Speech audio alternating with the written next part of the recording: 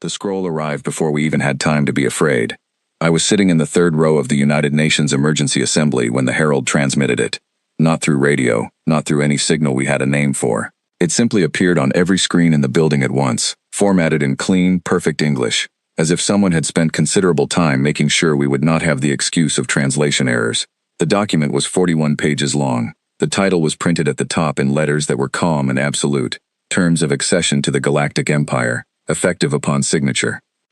My name is Oliver Grant. I was 34 years old, a diplomatic liaison officer with 8 years of experience navigating arguments between nations that shared a planet. I had never, in any of my training, been given a module on how to say no to something that had crossed the void between stars to hand us paperwork. The ship had appeared 2 hours earlier. It materialized in low orbit without a sound, without a warning, without a single communication preceding its arrival. Our tracking stations picked it up on radar as a shape so large the system initially flagged it as a sensor malfunction. It was roughly 4 kilometers long. It had no visible weapons, which our analysts spent those 2 hours deciding was either very reassuring or very frightening, and they could not reach a consensus. The assembly hall was standing room only.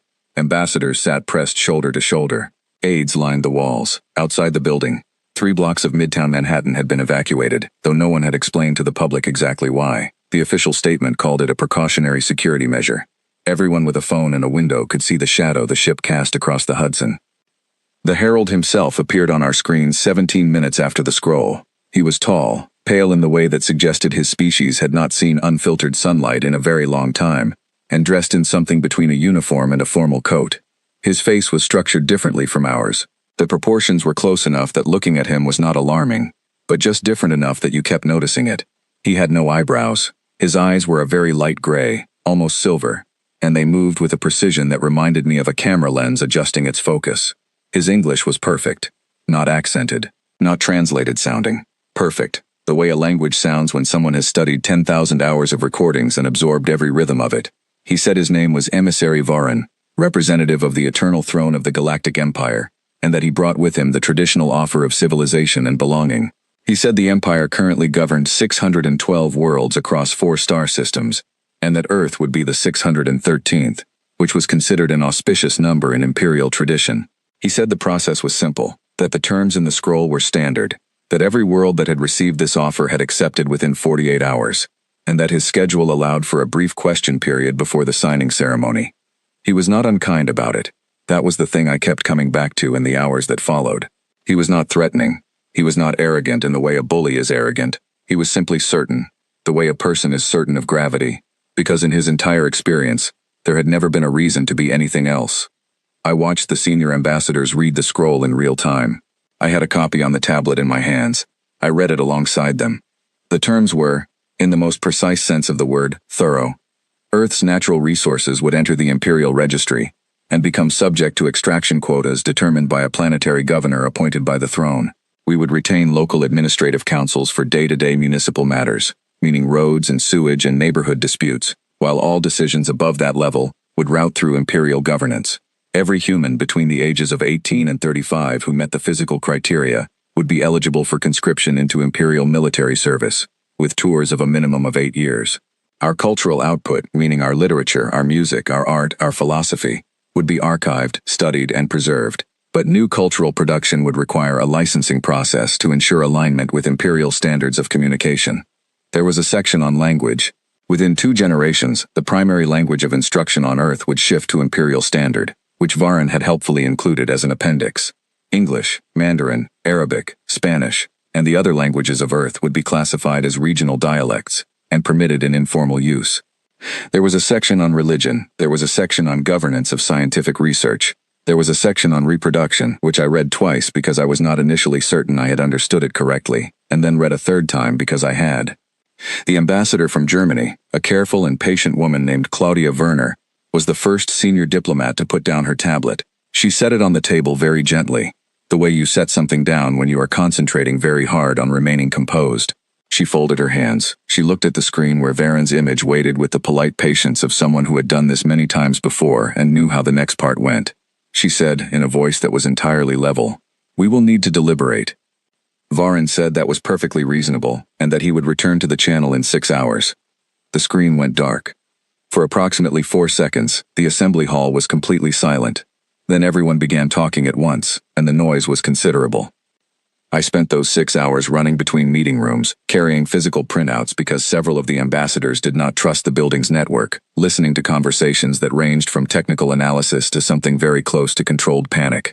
The military advisors who had been brought in were focused on the ship's orbital position and what it could reach from there. The scientists were focused on the propulsion signature and what it implied about capabilities we did not have. The economists were focused on the resource extraction clauses and running numbers that made their faces go pale. Nobody, in any of those rooms, was talking about signing. I noticed that. I made a note of it. When Varen's image returned to the screen 6 hours later, exactly on schedule, the assembly hall had reorganized itself into something that looked like a formal session. The Secretary General of the United Nations, a man named George Hartwell, was seated at the primary table. He was 61 years old, had been in international diplomacy for 30 years, and had the particular stillness of someone who had decided, before entering the room, exactly what he was going to say. Varen greeted him pleasantly and asked if Earth was prepared to proceed with the signing.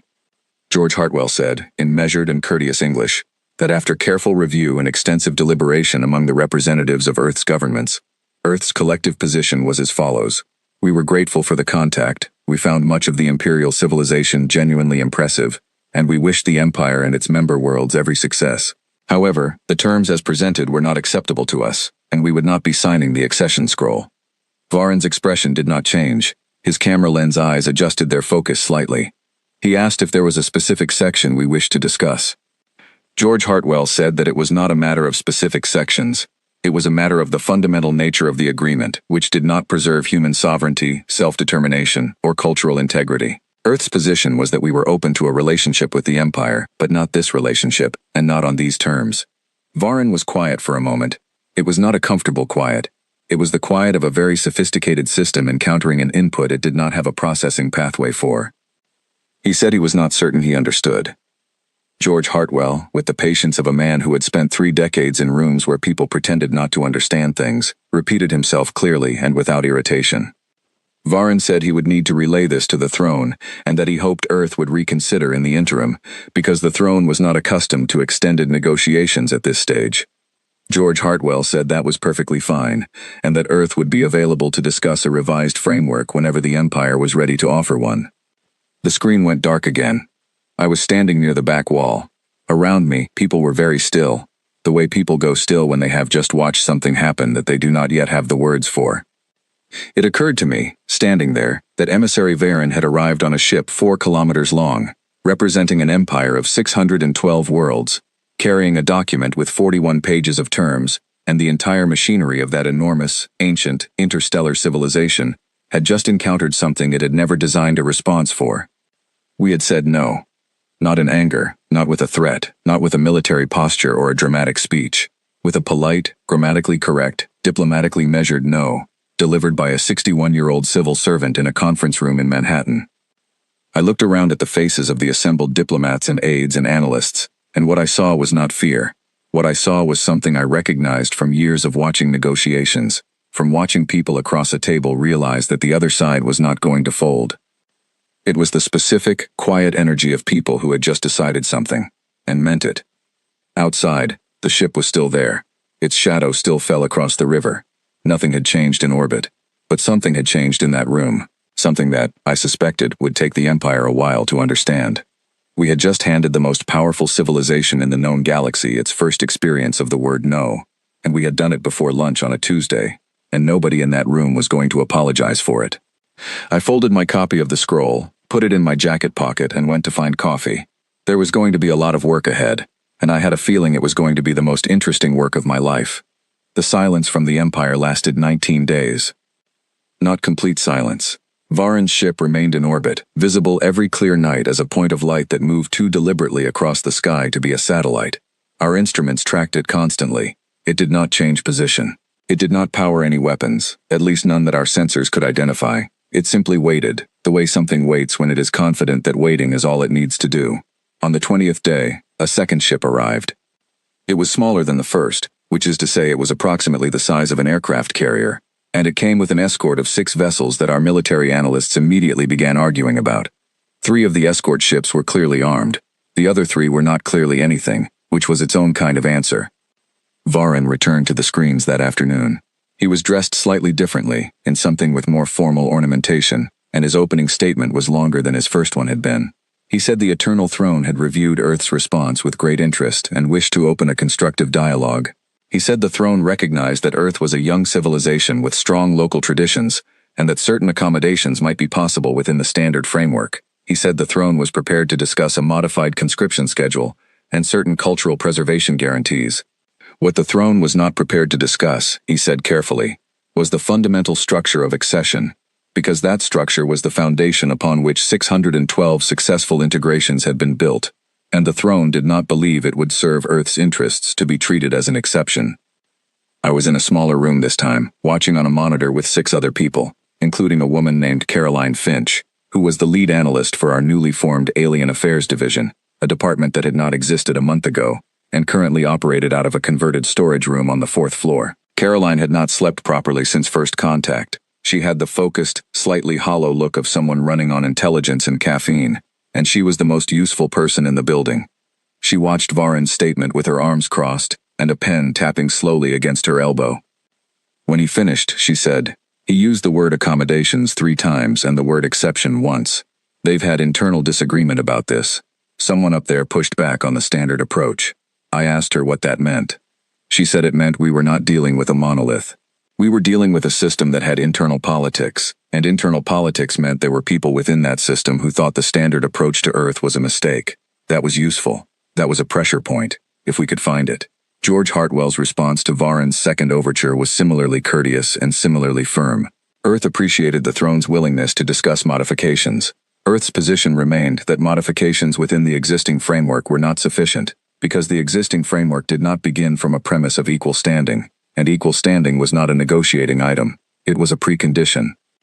Varan looked at George Hartwell for a long moment after this was delivered. Then he said something that was not in the diplomatic script, something that felt personal in a way his previous statements had not been. He said, "You do understand what you are declining." George Hartwell said yes, he did. Varan said, 612 worlds, resources, technology, protection, access to a civilization that spans 4 star systems. You are declining all of that. George Hartwell said yes, they were, if it came with the terms attached. Varan said nothing further. The channel closed. Caroline set down her pen. She picked up her coffee mug, found it empty, and set it back down. "He's going to take that personally," she said. She was right. We found out later, much later, that the exchange had been transmitted directly to the throne within minutes of it happening, and that the Emperor's first response upon reviewing it had been to ask his advisors whether the translation was accurate. They confirmed that it was. He then asked whether Earth was aware of what it was declining. They confirmed that we had been clearly informed. The Emperor, according to the account that eventually reached us through channels I will explain later, had then gone quiet for a very long time.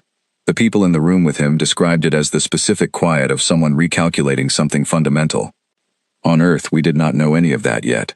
What we knew was that the second ship and its escort remained in orbit alongside the first, and that our governments were doing 2 things simultaneously, continuing to engage diplomatically through Varan's channel, and quietly, urgently preparing for the possibility that diplomacy was not going to be what resolved this.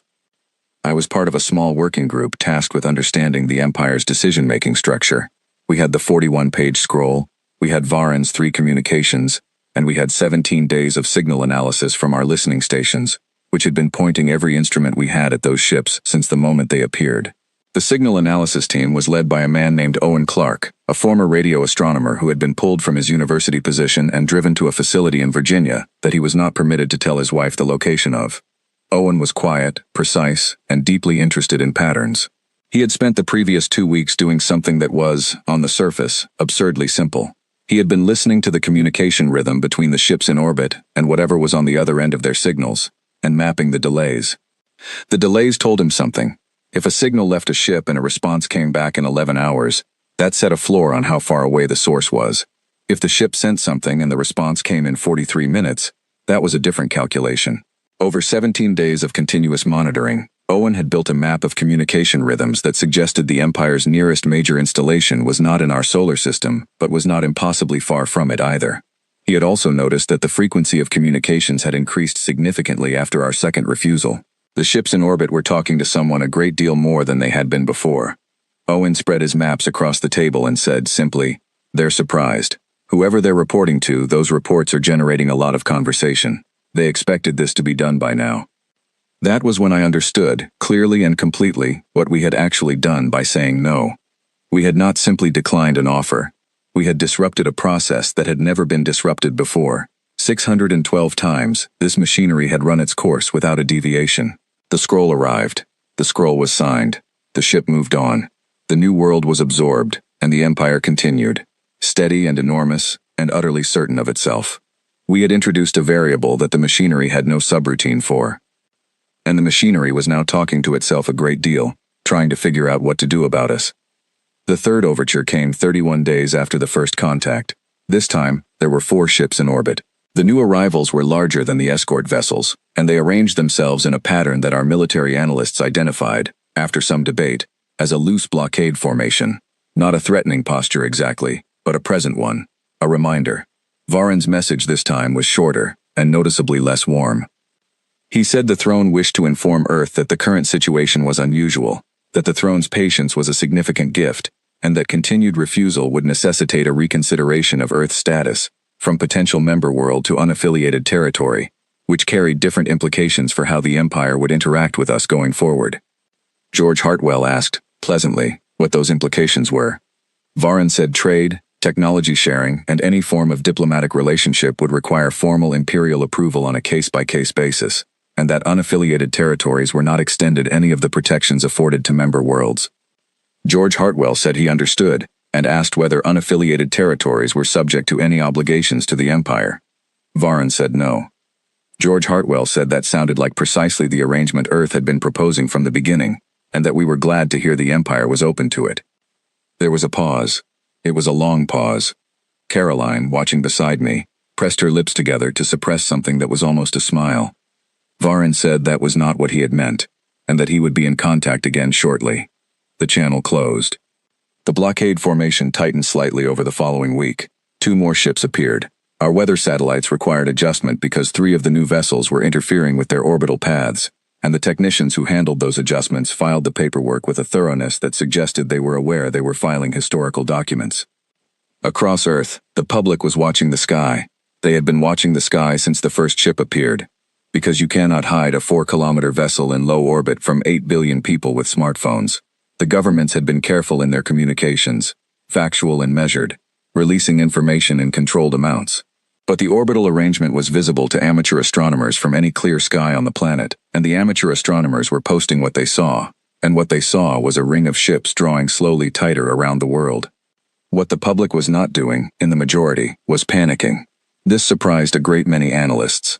The psychological models for public response to first contact had generally predicted significant social disruption. What they had not predicted was the particular stubbornness of a species that has a cultural memory of blockades, of sieges, of being told by external forces that resistance was pointless, and responding with something between fury and determination that tends to look, from the outside, like calm. I saw it in the streets when I walked to work in the morning. People going about their lives with an awareness in their eyes that was not fear. Something harder than fear, something that had been in the species for a very long time, and came out when it was needed. There were protests, some of them quite loud, from groups who believed we should sign the scroll and take what benefits we could from imperial membership. There were counter-protests from groups who believed we should be more aggressive in our refusals. There were philosophers and politicians and ordinary people arguing in every public forum available about what it meant to be human and what we owed ourselves and what we were prepared to lose. It was messy, it was complicated, it was, in its way, gloriously, frustratingly, typically human. And somewhere above all of it, more ships arrived. The fleet grew to 14 vessels over the following 3 weeks. They did not fire anything. They did not jam our communications. They did not make any move that could be called an act of force. They simply increased in number, which was itself a statement, delivered in the language of mass and tonnage and the darkness of their shadows passing over our cities. On the 48th day since first contact, the Emperor's personal herald sent a message that did not go through Varen. It came through a different channel, one that appeared without warning on a frequency our analysts had been monitoring but not expecting to be used. The message was addressed not to any government, not to the United Nations, but to the people of Earth directly. It was broadcast simultaneously on every major communications band we used, which meant every radio, every television, every internet-connected device received it at the same moment. The Emperor said that he had watched our deliberations with great interest. He said he admired what he described as our spirit. He said that in 400 years of guiding the Empire's expansion, he had never encountered a world quite like ours, and that this was meant as a sincere compliment. He said the Empire was not our enemy. He said the Empire offered something of profound value, and he was saddened that fear was preventing us from receiving it. He said he was patient. He said we had more time to reconsider. He said that no world had ever remained outside the Empire permanently, and that he hoped our time as an exception would be brief. 8 billion people heard that message. The response that emerged from those 8 billion people, filtering through their governments and their media and their representatives, was not what the Emperor had expected. It was not softened by his compliments. It was not moved by his patience. It was not reassured by his framing of the Empire as a gift. What 8 billion people heard, when they stripped the courteous language down to its bones, was, "We are here, we are not leaving, and you will eventually come around." And what 8 billion people felt in response to that was something old and specific and deeply familiar, something that had shaped every chapter of human history from the very beginning. It was the particular human response to being told that resistance was futile. I was in my apartment that night, watching the city through my window. The sky above was clear. I could see 3 of the Imperial ships as points of light, brighter than the stars, moving in slow, deliberate arcs. My phone was full of messages. News alerts, colleague updates, a message from my mother in Edinburgh asking if I was safe, a message from a university friend named Daniel Pierce, who was a journalist and had been trying to get me on record for 6 weeks. I did not answer any of them that night. I stood at the window and thought about what it meant that the most powerful emperor in the known galaxy had just made a personal broadcast to Earth, and that the effect of it had been to make people angrier than they were before, and more certain, not less. I thought about what Caroline had said weeks ago. He's going to take that personally. She had been right, and I was beginning to understand that this was actually the most important development so far, because an emperor who was taking something personally was an emperor who had stopped thinking clearly about it. And an emperor who had stopped thinking clearly about us was going to keep making mistakes. I went to bed. I slept better than I had in weeks. In the morning, there was a lot of work to do. On the 53rd day of first contact, Owen Clark walked into my office, set a folder on my desk without saying anything, and sat down in the chair across from me. I opened the folder. Inside was a map. It was hand-drawn, which was unusual for Owen, who normally produced his work in precise digital formats. This one was on paper, in pencil, which told me he had drawn it quickly, somewhere he did not have access to a screen. The map showed the solar system. Earth was at the center. The 14 Imperial ships in orbit were marked with small circles, each one numbered and dated to indicate when it had arrived. Lines extended from each ship, annotated with signal delay measurements, orbital angles, and a set of calculations in Owen's small, careful handwriting that traced the geometry of the fleet's communication patterns back to a point of origin. The point of origin was marked with a question mark and a set of coordinates. Owen said, "That is where they're talking to. Not the home system, nothing that far. A relay station, probably. But it is a fixed point. It has been a fixed point for the entire duration of their presence here, and those are its coordinates, to within a margin of error I am comfortable with." I looked at the numbers. I said, "You mapped an Imperial installation from Earth." Owen said, "With 53 days of radio astronomy data, yes. It is not precise enough to navigate to, but it is precise enough to know it exists and approximately where." I asked him who else had seen this. He said just me. He had walked directly from his workstation to my office. He had not sent the data over any network. I told him to keep it that way for the next 24 hours, and then I went to find Caroline.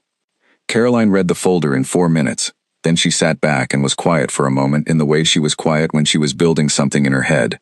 She said, "They don't know we can do this." I said, "They don't know we've been doing this." She said, "Since day one." I said, "Since day one." She smiled. It was a tired smile, but it was real. She said, "They've been watching us. They've been studying us. And the entire time, we've been studying them." That was the truth of it. From the moment the first ship appeared, every scientific instrument on the planet had been pointed at the sky, not in a coordinated, government-directed way, not initially. Individual observatories, university research stations, amateur astronomers, military listening posts, all of them watching, recording, analyzing, sharing data through networks that the Empire either did not know existed or had not thought to consider important. The data had been flowing for 53 days, and what it had produced, in aggregate, was not just Owen's relay station map. Caroline took me through what her team had compiled over the previous week. The propulsion signature of the Imperial ships used a specific type of field generation that our physicists had been modeling for 31 days. They did not understand it fully. They were nowhere near replicating it, but they understood its parameters well enough to calculate its energy requirements, which meant they understood something about the power systems on those ships, which meant they understood something about the ship's operational limits. The communication encryption used by the Imperial fleet was not cracked. That would have been extraordinary. But the structure of the encrypted signals, the rhythm and the packet sizing and the frequency distribution had been mapped thoroughly enough that our analysts could identify different types of transmissions. Command traffic looked different from routine status reports. Emergency signaling looked different from standard check-ins. Caroline's team had been building a behavioral dictionary for 7 weeks. The fleet's orbital pattern had been analyzed by 6 independent groups of physicists and aerospace engineers, 3 government-funded and 3 from universities, and all 6 had reached the same conclusion about which ships were capital vessels, which were support, and which were communications relays.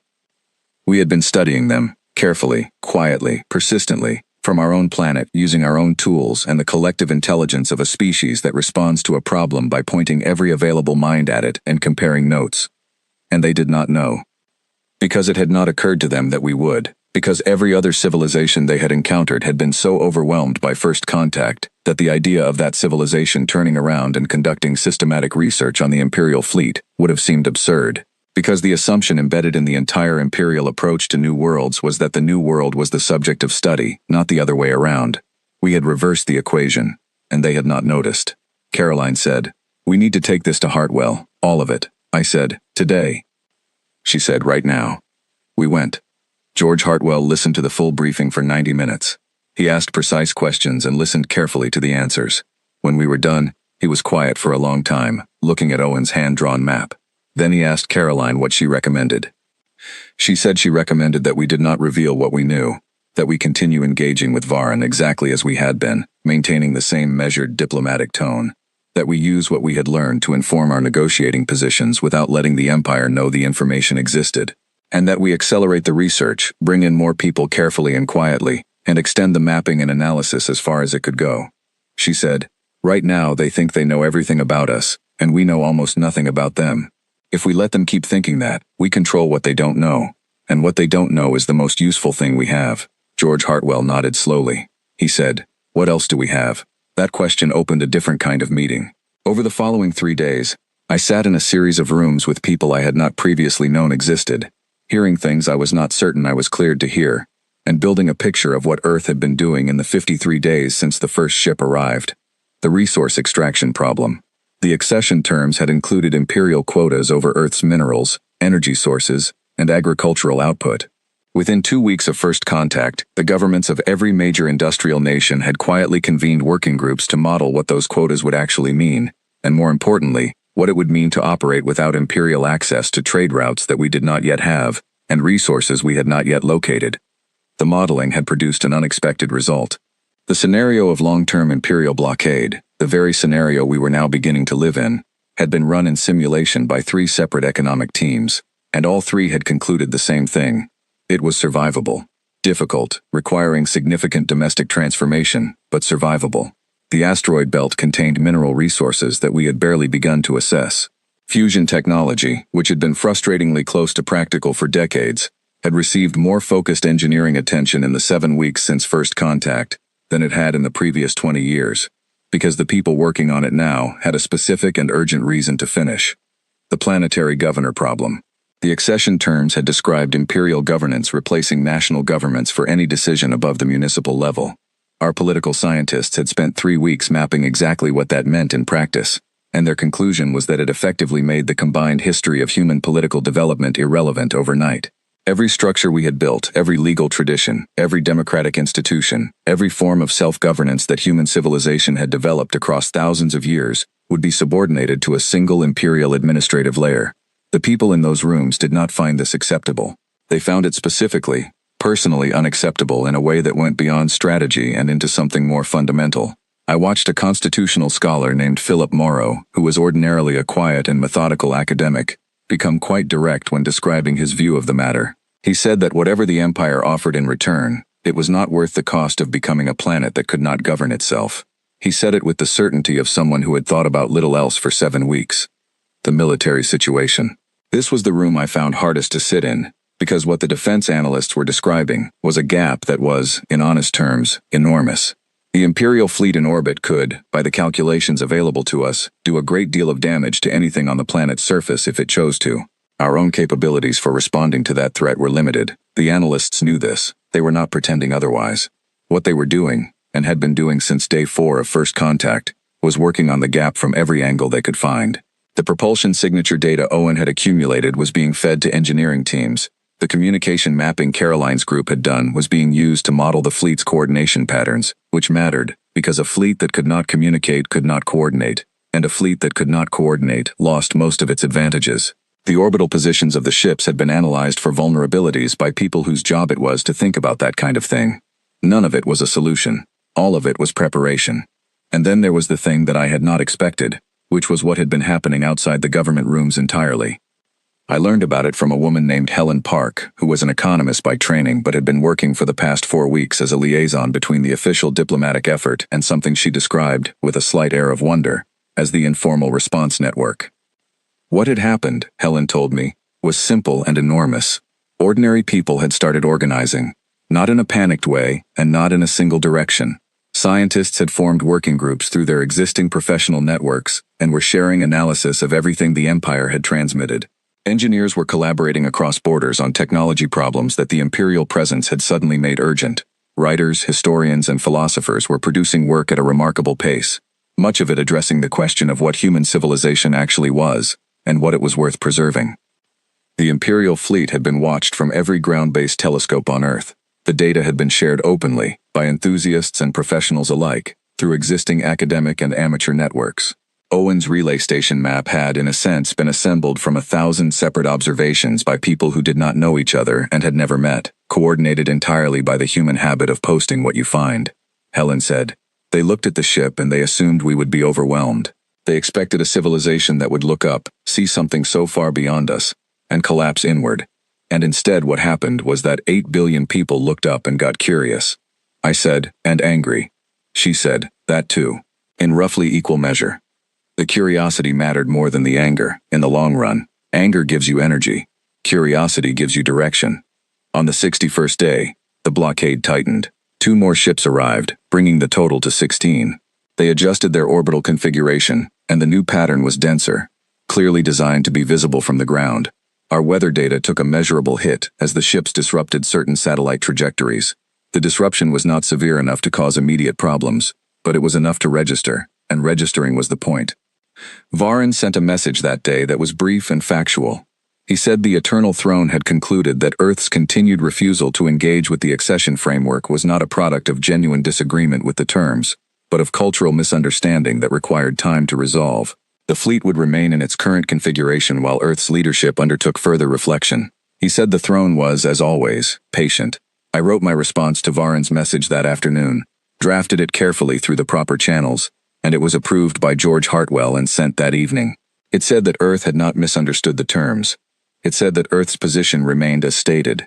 It said that we hoped the Empire would find value in a relationship built on mutual respect rather than absorption, and that we remained open to discussing a framework that began from that premise. Varan did not respond for 11 days. During those 11 days, something happened that none of our models had predicted. The Imperial ships in orbit began receiving signals from Earth that were not official government communications. They were coming from private transmitters, amateur radio operators, university stations, individual researchers. The signals were not aggressive. They were not coded. They were, in the most precise sense, communication. People asking questions, people sending music, people transmitting mathematical sequences and scientific data and, in several cases, long and carefully composed descriptions of what life on Earth was like. The Empire could not ignore them. The volume was too large and the variety too wide. Hundreds of simultaneous private transmissions going up to those ships every day. And the ships began, very quietly, to respond. Not officially, not through Varan's channel. Individual officers, it appeared, were replying to individual transmitters. The exchanges were cautious at first, brief, but they were happening. Caroline heard about this on day 3 of it and spent 2 full days reading the transcripts. Then she walked into my office looking like someone who had just found something she had been searching for, without knowing she was searching. she said. "They're curious about us too." She put a transcript on my desk. It was an exchange between an amateur radio operator in New Zealand named Gary Whitmore and someone on the lead Imperial ship who had identified themselves only by a designator number, who had been asking Gary questions about New Zealand's geography for 40 minutes. I read it twice. I said, "The officers are not a monolith either." She said, "No. And whoever is on those ships has been up there for 2 months watching a planet that keeps saying no and keeps organizing and keeps looking up. I think some of them have questions." On the 72nd day, I received a message through an unofficial channel, not from Varin, from someone who identified themselves as a member of the Imperial Diplomatic Auxiliary, which I looked up and found to be the Empire's secondary diplomatic corps, distinct from the primary herald service. The message was short. It asked whether Earth would be open to an informal conversation about what a framework of mutual respect might actually look like in practice. I took it to George Hartwell. He read it 3 times. Then he asked me to set up the conversation. A door had opened, not the main door, not the official one. A side door, opened carefully, by someone on the Imperial side who had been watching for 2.5 months and had decided that the standard approach was not going to work on Earth. That conversation was the beginning of the next part, but that evening, before it started, I walked out of the building and stood in the street and looked at the sky. The ships were there, steady and enormous, and lit by the sun from an angle that made them visible even in the afternoon light. They had come here certain of the outcome. They had brought their scroll and their formations and their patience, and all of it had run into something they did not have a word for. A planet that studied its visitors while pretending to be studied. A civilization that responded to pressure by getting more organized. A species that, when told the situation was impossible, started looking for the part of it that was not. I went back inside. There was a conversation to prepare for. The room we used for the informal meeting was not a conference hall. It was a smaller space, a meeting room on the 7th floor with a long table, 8 chairs, and windows that looked out over the city rather than up at the sky. The choice was deliberate. George Hartwell had decided, after consideration, that conducting this conversation at eye level and in ordinary surroundings was itself a form of communication. The Imperial representative who had sent the message was named Devon Sorrell. He was not a herald, he was not a commander. He was a diplomat in the older sense of the word, which in the Empire meant something specific. He belonged to a corps that predated the current accession framework by several centuries, from a time when the Empire had been smaller, and had sometimes needed to negotiate rather than simply offer terms. The diplomatic auxiliary had been largely ceremonial for the past 100 years, their skills rarely required because the accession process had become so smooth and so reliable that negotiation was not a step it included. Devon Sorrell was, by Imperial standards, a relic. He was also, by any standard, extremely sharp. He came down from the ship alone, no escort, no herald, no formal ceremony. He was transported to the building in an ordinary vehicle, which he later told me he had specifically requested, and he walked into the meeting room carrying nothing except the kind of careful, neutral expression that takes years of practice to maintain. I was in the room with George Hartwell, Caroline, and 2 advisors. We had agreed to keep the group small. Davin looked at the group, looked at the room, and something in his expression shifted slightly. It was not quite surprise. It was more like recognition, like someone who had expected one thing and found another, and found the other slightly easier. He said before sitting down, "I should tell you that this conversation is not officially sanctioned by the Eternal Throne. I have not been instructed to have it. I have arranged it on the basis that there may be value in a discussion that does not carry the weight of official position, and that the current situation is not progressing in a direction that serves anyone's interests." George Hartwell said he appreciated the honesty, and that Earth was similarly approaching the conversation without specific mandate, as a preliminary exchange of views. They sat down. What followed was 3 hours that I have thought about many times since, because it was unlike any diplomatic exchange I had participated in before. The official conversations with Varin had a structure, a protocol, a set of expected positions and responses. They moved along a track, even when the content of them was difficult. This conversation had no track. Devon began by asking, not as a negotiating move but as what appeared to be genuine inquiry, what specifically had made Earth refuse the initial terms. He said he had read the transcript of the first session repeatedly, and he was puzzled by something. He understood the objections to the specific clauses. What he did not understand was the speed and certainty of the refusal. In his experience, civilizations that received the scroll spent their deliberation time weighing benefits against costs, and the benefits were significant.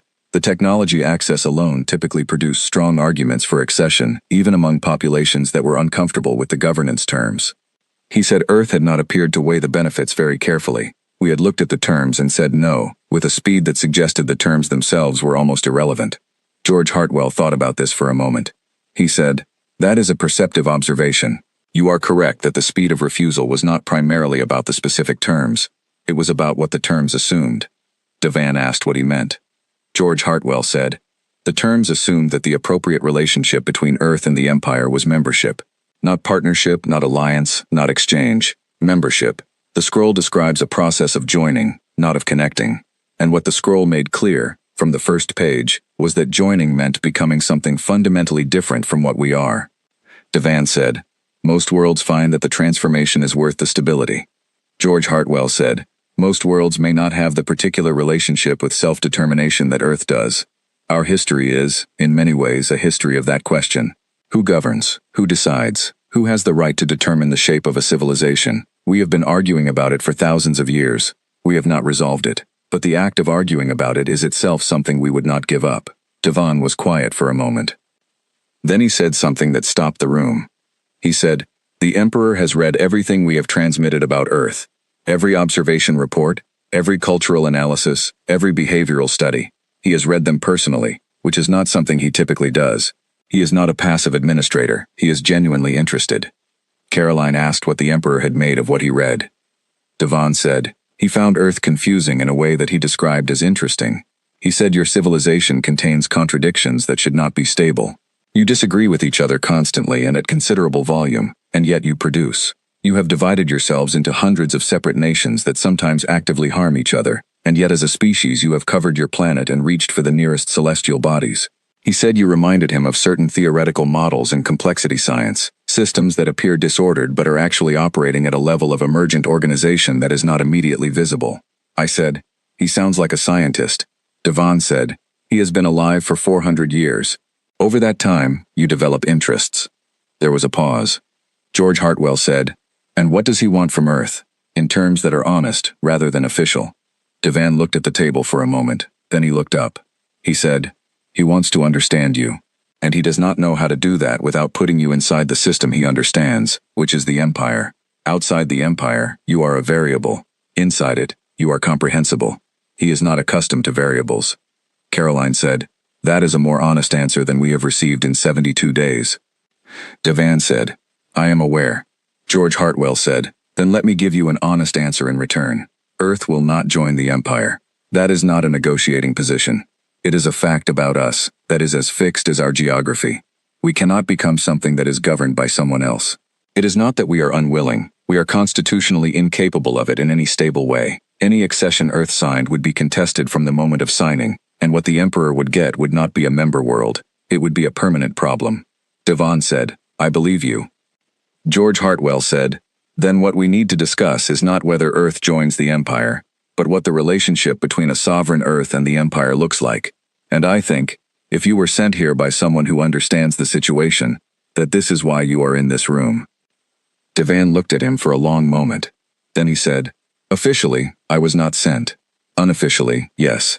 Someone who understands the situation sent me."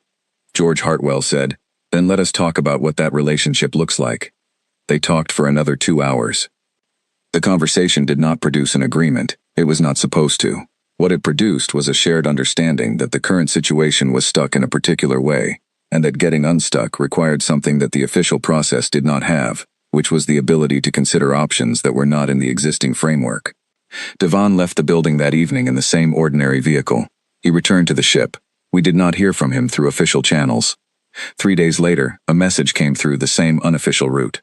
It said that the individual who had sent Devan had reviewed the conversation summary and wished to continue. George Hartwell asked me to respond. I sent back a single sentence. I said we were ready. Across the following 2 weeks, a series of informal conversations took place. Some of them involved Devan directly. Some of them were conducted through written exchanges. The topics moved from general principles to specific problems, from what a non-accession relationship would look like structurally to what it would require from both sides. I was in most of those conversations.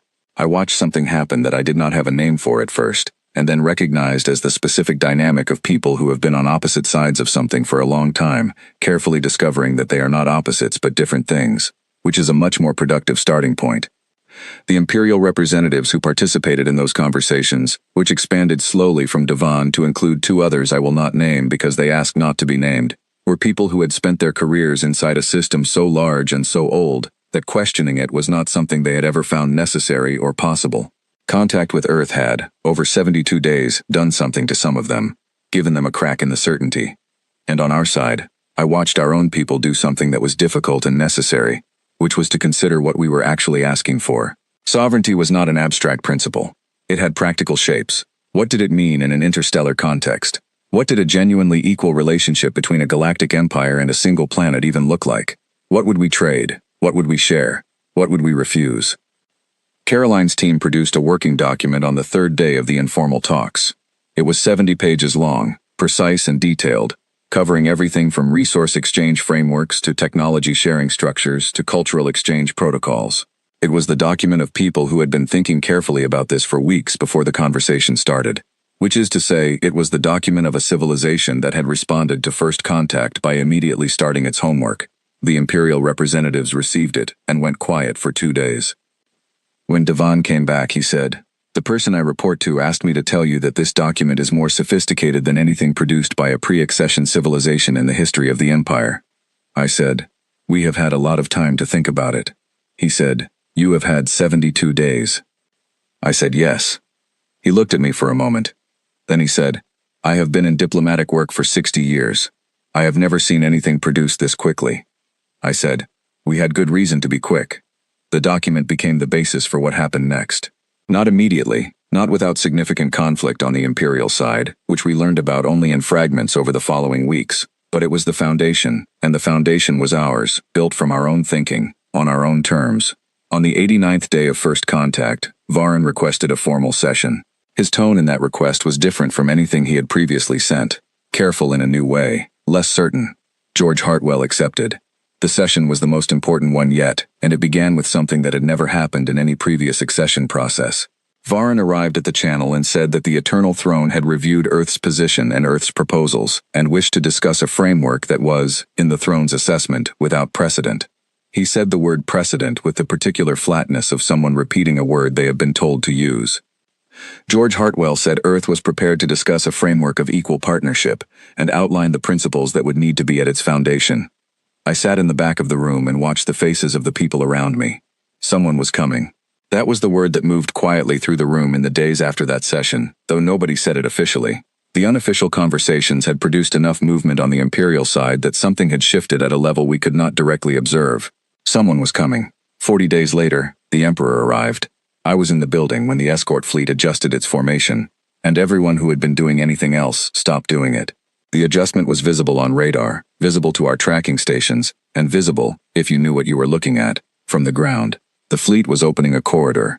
A single ship descended, not the 4-kilometer Herald vessel, something smaller, faster, shaped differently. It came through the atmosphere at an angle that our air traffic systems had no category for, and it landed in the designated area that had been cleared outside the city, 3 kilometers from the building, on ground that had been prepared over the previous 6 days by a team who had been told only that a visitor of significant importance was expected. I was part of the reception group, 12 people, selected carefully, dressed in whatever our governments collectively decided was appropriate, which after 2 days of debate was ordinary formal wear, no uniforms, no ceremony. George Hartwell had decided that a throne room approach was wrong. An emperor who had never experienced an equal should experience what one looked like. What he experienced was a Tuesday morning in autumn, a slight wind, a row of 12 people standing on ordinary ground watching his ship settle into landing position, and no one bowing. I want to be precise about this. No one was rude, no one was aggressive. The reception was correct and formal and respectful, but there was no ceremony of submission, no posture of lesser before greater, and when the emperor descended the ramp from his ship and looked at the 12 people waiting for him, what he saw was 12 people looking back. He was tall, taller than Varan, taller than Devon, taller than any of the imperial representatives we had met, and more physically imposing, in a way that was hard to separate from the 400 years of authority he carried with him. His clothing was extraordinary in a way that clothing rarely is. His face had the quality of something that had been a certain way for so long that it had forgotten it could be otherwise. He looked at the 12 of us for a long moment. Then he said, in English, which he had apparently studied since our first contact, "You are smaller than I expected." George Hartwell said. "We hear that often." The Emperor looked at him. Something moved in his expression that was very quick and might, in a different face, have been amusement. He said, "Take me inside." The building we used was, on his request, communicated through Davin, not the United Nations Assembly Hall. He did not want a stage. He wanted a room. We gave him a conference room on the 5th floor with a long table and 10 chairs and windows that looked at the city, and we gave him coffee because someone in the logistics team had learned that the Emperor had become aware of coffee during his study of Earth and was curious about it. He sat at the table. We sat at the table. He accepted the coffee, looked at it, and drank it with the focused attention of someone cataloging a new experience. Then he set the cup down and said, "I have been in this position before, not this specific situation, but the position of being in a room with something I do not fully understand." George Hartwell said, "What did you do in those situations?" The Emperor said, "I studied it until I did understand it. In most cases, that was sufficient. In some cases, what I learned was that the thing could not be fully understood from the outside." He looked at George Hartwell. He said, "I believe Earth may be the second type." George Hartwell said, "We are often difficult to understand from the inside as well." The Emperor said, "That is not a comfort to an administrator." George Hartwell said, "No, but it might be a comfort to a philosopher." There was a pause. The Emperor looked at the coffee cup. He said, "My advisors told me before I came that this meeting would produce one of two outcomes. Either Earth would agree to a modified accession, or I would leave and we would formalize a trade relationship, and I would accept that this particular world would remain outside my direct governance." They described those as the two available outcomes. George Hartwell said, "And which outcome do you anticipate?" The Emperor said, "I anticipate neither, because I think both of those outcomes were written by people who have not spent 90 days watching Earth." He looked around the table. He said, "What I have been watching is not a civilization preparing to be absorbed or preparing for conflict. What I have been watching is a civilization preparing for everything simultaneously, because that is what you do. You do not select a path and follow it. You pursue multiple paths at the same time, including contradictory ones, and you accept the resulting chaos because the chaos generates options." Caroline said, carefully, "Is that observation or criticism?" He looked at her. He said, "Observation, purely. After 400 years of managing predictable systems, I find the unpredictable ones interesting rather than threatening. This is perhaps a professional development." Something eased in the room.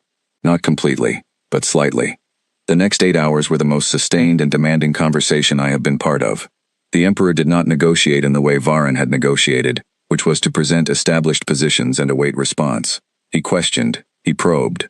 He followed tangents with the persistence of someone who genuinely wanted to know where they led. He asked about human governance structures and why we had so many. He asked about our conflicts and how we recovered from them. He asked about what we valued more than stability, which was clearly something he found philosophically foreign. George Hartwell and Caroline and the other advisors answered carefully and honestly, without flattery and without apology. At one point, the Emperor asked me directly what I thought Earth would be willing to offer in a partnership arrangement. I said we could offer access, exchange, and collaboration. We could offer a trading partner that operated independently and therefore brought genuinely different outputs to the relationship. We could offer, potentially, a model that other worlds within the Empire might eventually find useful as precedent. He looked at me for a moment. He said, "You mean you would give the rest of the Empire an example of something outside it that works?" I said, "That would be for the Empire's member worlds to decide what to do with." He said, "You are aware that is the most politically destabilizing thing you have said today." I said, "I am aware." He was quiet for a moment. Then he said, "Good." The first draft of the Treaty of Seoul took 11 days to produce, working with Devon and 2 other imperial representatives, and our own team simultaneously. It was not the accession scroll. It was something that had never been written before, which was an agreement between the Empire and a sovereign non-member world that established specific channels of relationship without any requirement of political subordination. It covered trade and material resources, exchange and technology with agreed limitations on categories of military application, cultural exchange protocols that were entirely voluntary on both sides, and a mutual communication framework that established regular diplomatic contact without either side owing the other a response to demands. It was, in imperial legal terms, unprecedented. Devon used that word often, always with the same careful flatness. The Emperor reviewed the final draft personally. He made 3 amendments, all of them minor, and returned it. George Hartwell reviewed the amendments, accepted 2, and proposed a modification to the third, which was accepted. The Treaty of Sol was signed on the 131st day since the Herald ship first appeared in our orbit. The signing was quiet, no ceremony, at George Hartwell's request. 2 people at a table, putting their marks on a document. I watched it happen from the back of the room, and I thought about the 41-page scroll that had arrived on a Tuesday and been refused before lunch, and the 130 days between that Tuesday and this one, and everything that had happened in them. When it was done, the Emperor stood, and George Hartwell stood, and they looked at each other across the table. The Emperor said, "You should know that this document will not be popular within the throne." George Hartwell said, "I expected that." The Emperor said, "There will be questions about why this world received terms that no other world has received." George Hartwell said, "I expect there will be." The Emperor said, "Those questions will be uncomfortable for me to answer." George Hartwell said, "I imagine so." The Emperor said, "And yet here we are." George Hartwell said, "Yes, here we are." There was a pause. The Emperor picked up his coffee cup from where it had been sitting since mid-morning, found it cold, and drank it anyway. He said, "This is terrible coffee." George Hartwell said, "Yes, the machine on this floor is old. I apologize." The Emperor set the cup down. He said, very quietly, "I have governed 612 worlds. In 400 years I have never once sat in a room with someone who apologized to me for bad coffee." He looked at the cup. He said, "It is a very strange thing." Then he put on his coat and walked out. The Treaty of Sol changed things slowly, and then all at once, the way changes always do when they have been building pressure for a long time before they finally release. The first 6 months were quiet, at least in terms of visible events. The Imperial fleet left orbit over the course of 2 weeks after the signing, the ships departing 1 or 2 at a time until only Varen's Herald vessel remained, and then that too lifted and was gone, and the sky above Earth was clear of everything except our own satellites and the stars. My name is still Oliver Grant. I am now 35 years old, and I have a new title that did not exist before this year. Director of the Office of Interstellar Relations. The office operates out of 3 buildings in Geneva and employs 412 people, which 6 months ago would have been a number I could not have conceived of for this type of work, and which already feels insufficient. The months after the treaty were not a rest.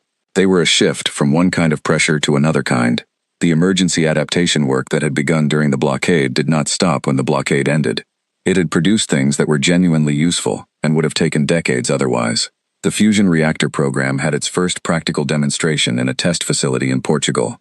The asteroid survey operation, launched on improvised timelines by 3 separate space agencies working in forced coordination, had returned its first detailed data sets. The emergency industrial reorganization had identified supply chain vulnerabilities that we had been ignoring for years, and was systematically addressing them. The crisis had done what crises sometimes do, which is to create the conditions for things that should have happened anyway. Within the Empire, the treaty created a different kind of pressure. We did not observe this directly at first. Our information about internal imperial dynamics came through Devon, who had become the Empire's official liaison to Earth and who was, by his own description, operating in a role that had been invented specifically for this situation, and was therefore navigated entirely without precedent or guidance. He told us, in the careful and somewhat amused way he told us most things, that the Treaty of Sol had produced exactly the response within the Empire that the Emperor had predicted. There were questions, there were objections. There were members of the Imperial Council who found the existence of a sovereign non-member world politically intolerable, because the Empire's governance depended in part on the shared understanding that there was no alternative to membership for any world in its reach. Earth's existence as a functioning, independent civilization punched a hole in that understanding. The questions had consequences. 3 member worlds in the outer regions of the Empire, worlds that had been members for 40 and 60 years, formally requested meetings with their imperial governors to discuss the terms of their own accession agreements. They cited the Treaty of Sol. They did not cite it as a model they expected to replicate, but as evidence that the terms of membership were apparently negotiable, which was a fact they had not previously had access to. The Emperor managed those conversations. He managed them, Davin told me, with great care and considerable frustration, and he did not, in the end, make significant concessions. But the fact that the conversations happened at all was itself significant.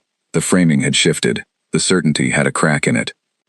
There was a woman named Kara Linton who worked in our trade division and who spent the first 6 months after the treaty building the framework for what interstellar commerce between Earth and the Empire would actually look like in practice. The treaty had established the principle. The practice was an entirely separate challenge, involving materials that Earth had never handled, ship designs that our engineers had to understand before we could receive them, and economic structures that did not translate directly from anything in our existing frameworks. Kara worked 18-hour days for 6 months and produced a trading protocol document that Devon described as the most practically useful document he had received from any planet in 30 years.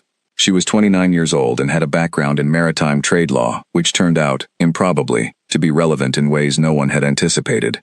I want to talk about what happened with the other species, because it is the part of this story that I think matters most in the long view. The Empire contained 612 member worlds. Those worlds were diverse in ways that are difficult to describe, because diversity at that scale is almost incomprehensible from the perspective of a civilization that has only ever known one planet. Different biologies, different histories, different ways of understanding time and meaning and community. But they shared something that the treaty made suddenly, starkly visible. They were all inside the same system, operating under the same framework, governed by the same ultimate authority. They had, for the most part, accepted this, not without difficulty, not without their own histories of resistance and loss, but over time and generations, the fact of imperial membership had become the water they swam in. Unquestioned because unquestionable. Earth had questioned it. The information spread the way information always spreads in connected systems, not in a single announcement but through 10,000 small channels. The treaty was a public document. Its terms were available to anyone who could access the Imperial Communications Network, which included member world populations. The fact that a world had refused accession and been given something else entirely was not a secret. What member world populations did with that information varied enormously. Most of them, most of the time, did nothing with it at all, because people living within stable systems generally prioritize the stability, and the Empire, whatever its governance failures, provided a form of stability. But in the margins, in the spaces where dissatisfied populations discuss ideas that they have not yet formed into demands, the Treaty of Soul became a reference point. It meant something, not that Earth's situation could be replicated, not that independence was available to anyone who wanted it, but that the fixed thing had moved. That someone had pushed and the system had, in a small but real way, pushed back differently than it always had before. On the 3 worlds that had requested meetings with their governors, the meetings produced modest results. Small adjustments. Language about cultural preservation that was somewhat more specific than the standard framework. A slight loosening of the conscription quota formula. Not what Earth had, but something. Devon told me about this with his characteristic careful expression. He said the Emperor was aware of the pattern.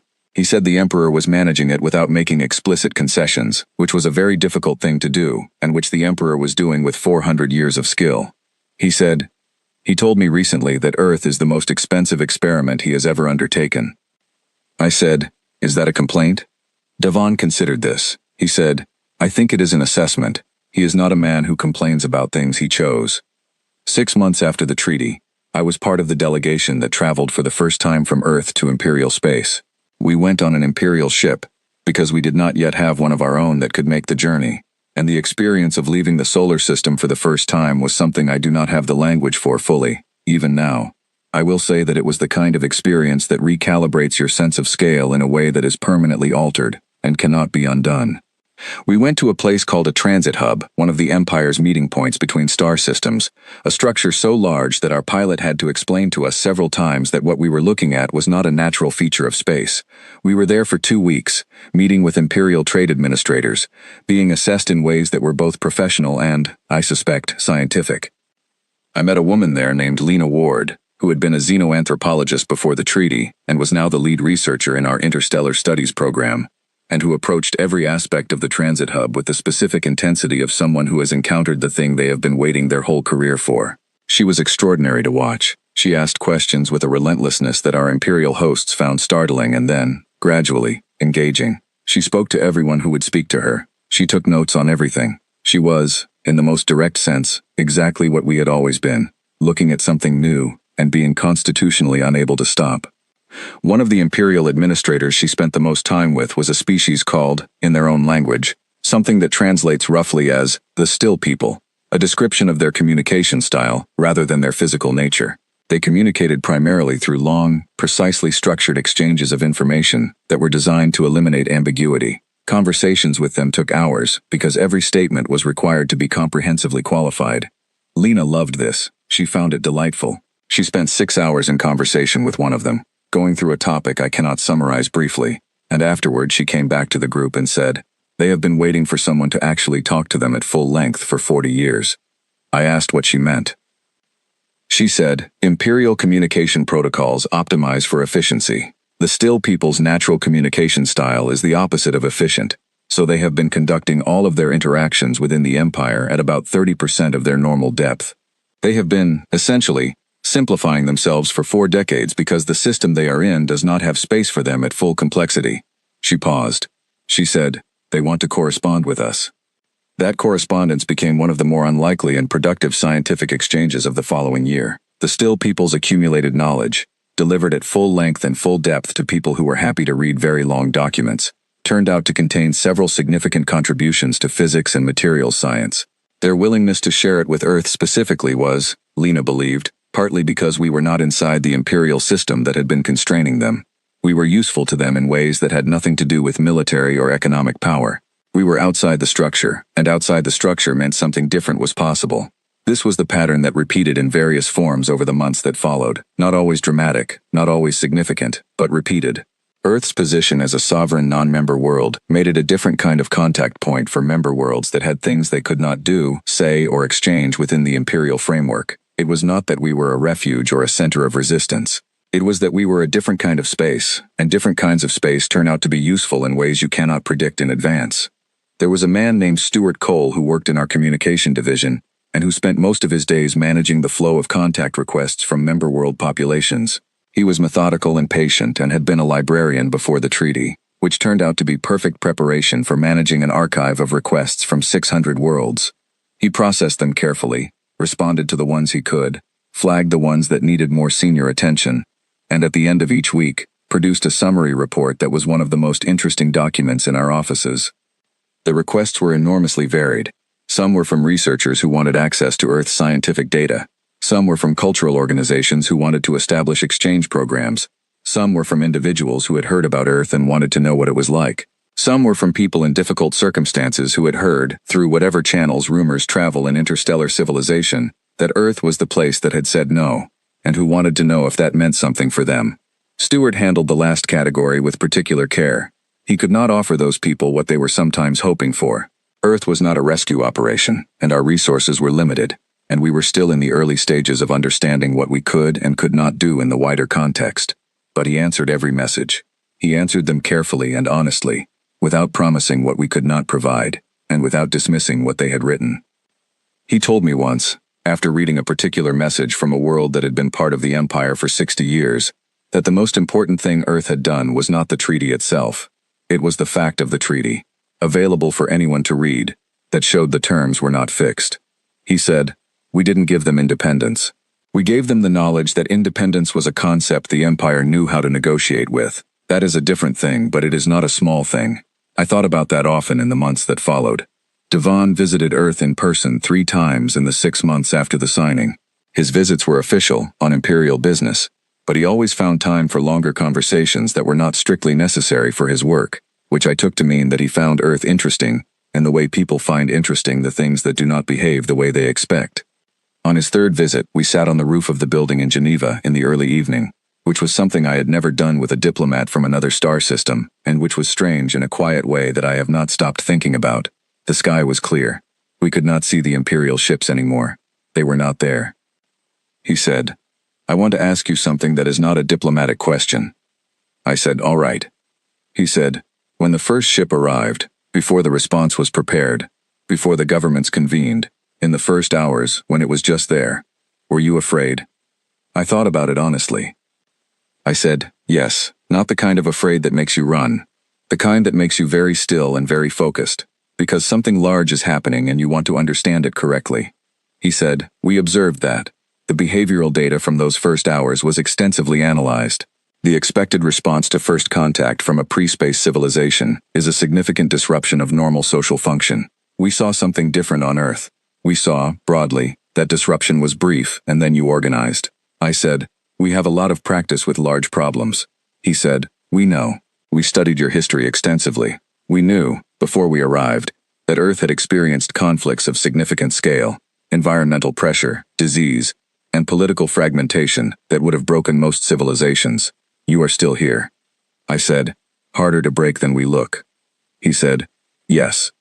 The Emperor said something similar, though in more formal language. He said Earth was the most resilient pre-accession civilization the Empire had ever assessed, and that resilience had not been adequately weighted in the original approach. I said, is that a diplomatic way of saying you underestimated us? He looked at the sky. He said, it is a diplomatic way of saying that, yes. On a morning 2 weeks after Devon's third visit, I received a message on the secure communication channel that had been established under the treaty. It was from an address I did not recognize but which carried the authentication codes of the Imperial throne directly. The message was short. It was not on official paper, not in official format. It read as a personal note rather than a governmental communication. The sign-off was a single initial. It said, I have reviewed the first 6 months of data from the treaty arrangement. The trade exchange is modest but growing in a pattern that my economists find more interesting than they expected. The cultural exchange protocols have produced 3 academic publications that my scientists describe as non-trivial. The member world situation is managed and within acceptable parameters, though your example continues to be a variable I am monitoring. I am told that you have an office now, with several hundred staff, and that you spend most of your time managing contact requests from across the Empire. I am told that your response rate to those requests is nearly 100%, which is a performance metric that would be unusual in any context, and is genuinely remarkable given your resources. I wanted you to know that I am aware of this. Earth is still confusing to me. I do not expect this to change, but I have found, in 400 years, that the things that confuse me longest are the things worth watching. I intend to keep watching. You should also know that the coffee at the facility where I reviewed this data is considerably better than the coffee in your building on the 5th floor. I suggest an upgrade. Regards. I read it twice. Then I smiled, which was a reaction that felt right and that I did not bother to suppress. I printed it out and put it on the wall above my desk, because it was the kind of document that should be on a wall somewhere, a note from the most powerful being in the known galaxy, unsanctioned and personal, to a diplomat in a mid-sized office in Geneva, about coffee. Later that afternoon, I stood at the window and looked at the sky, the same sky that had had 16 Imperial ships in it not many months ago. Clear now, ordinary, full of clouds moving in from the west. The work was not done. It was not close to done. We had a treaty and an office and 412 people and a correspondence with the Still people and a woman named Kara, building trade protocols, and a man named Stuart answering messages from 600 worlds, and a relationship with a 400-year-old emperor who was watching us, with the specific attention of someone who finds something genuinely puzzling. The work ahead was enormous and uncertain and would require things we had not yet learned to do. I thought about George Hartwell at the table on the first day, saying no clearly and without apology. I thought about Owen with his hand-drawn map. I thought about Caroline with her pen tapping against her elbow. I thought about 8 billion people looking up and getting curious. I thought about the small crew working right now somewhere above us, in a station that had not existed a year ago, arguing about how to route a power conduit, figuring it out. That was the thing, finally. That was what I kept returning to, when the size of what we were doing pressed in too close and made it hard to breathe. We did not win because we were stronger. We did not win because we were smarter or more prepared. We won, if that was even the right word, because we were exactly and stubbornly ourselves. A species that responds to being told a thing is impossible by looking for the part of it that is not. A species that responds to pressure by organizing. A species that says no to the things it will not accept, clearly and without drama, and then gets to work on the alternative. The Emperor had looked at us and seen a variable he could not predict. He was right about that. He was going to keep being right about it for a very long time. I went back to my desk. The message was on the wall above it. The stack of contact requests waiting on my screen was 73 deep. I picked up my coffee, which was from the new machine we had ordered 2 weeks ago and which was, I had to admit, considerably better than the one on the old 5th floor. I started reading.